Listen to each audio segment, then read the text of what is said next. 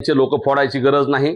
मनोजदादांचं नेतृत्व बघून, मनोजदादांचं काम बघून आणि मनोजदादांनी मुंबईला दीपक भाऊ बोराडे उपोषणाला बसलेले असताना विष्णुभाऊ कुराडे यांच्या माध्यमातून त्या एसटी आरक्षणाला पाठिंबा दिला।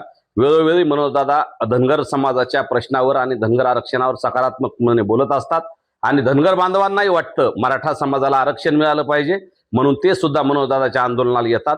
त्याच्यामुळे उत्स्फूर्तपणे हे लोक या आंदोलनात येत आहेत। आम्हाला कुणाला 30,000 20,000 द्यायची गरज सुद्धा नाही आणि या आंदोलनात कुणी कुणाला 1 रुपया सुद्धा देत नाही।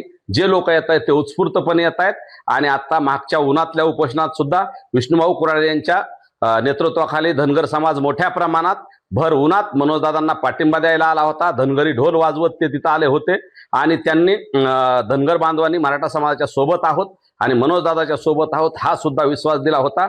आणि हे सगळं झाल्यामुळं हाकेंना थोडंसं जळफाट व्हायला लागलाय। त्यांच्या जवळचे लोक त्यांची जी चुकीची भूमिका आहे, धनगर समाजाच्या आरक्षणावर न लढता ओबीसी म्हणून मराठ्यांच्या विरोधात लढायचं, ही जी त्यांची भूमिका आहे त्या भूमिकेला विरोध म्हणून त्यांचे कार्यकर्ते उत्स्फूर्तपणे आमच्याकडे येत आहेत, मराठा समाजाला पाठिंबा देत आहेत, मनोजदादांना पाठिंबा देत आहेत, मनोजदादांच्या सोबत आहेत असं दाखवतायत। त्याच्यामुळं हाकेंना हे सगळं पोटसं उठलेलं आहे। सहकार्याने सांगितले तुम्हाला व्हिडिओ कॉलद्वारे त्यांनी संपर्क साधला, पण नेमकं ते काय सुचलं की फोटो घरातला होता? हा, विष्णुभाऊ कुराडे यांच्या माध्यमातून मला त्यांचा कॉल आलेला आहे, परंतु व्हिडिओ कॉल आलेला आहे, परंतु मी काही संकेत पाळणारा माणूस आहे त्याच्यामुळे त्यावर मी अधिक बोलणार नाही।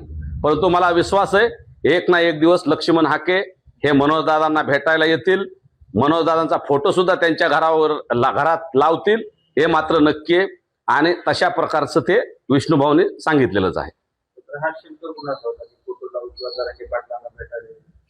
त्यांचा शब्द आहे ना, आता त्याच्यात अधिक बोलण्यापेक्षा विष्णुभाऊनी सांगितलंय ना, विष्णुभाऊनीच कॉल करून सांगितलेलं आहे, त्याच्यामुळे त्यांच्याच कॉलवरून तो व्हिडिओ कॉल आलेला आहे।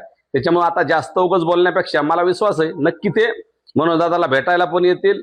आता त्यांना लक्षात आलंय मराठ्यांना आरक्षण मिळालेलंच आहे, मराठी त्यांच्याही अगोदर ओबीसीत आहेत, त्याच्यामुळे त्यांची ते पूर्वीची भूमिका सोडून आता या मराठे सुद्धा ओबीसीत आल्यामुळे मराठ्यासोबत येतील, मनोजदादा सोबत येतील आणि नक्की ते मनोजदादाचा फोटो घरात लावतील आणि मनोजदादा सोबत त्यांचं नेतृत्व काम सुद्धा करतील। महाराष्ट्रातील ताज्या बातम्यांसाठी बघत रहा टाइम्स टुडे टीव्ही। सोबतच शेअर करा, सबस्क्राईब करा आणि बेल आयकॉन प्रेस करा।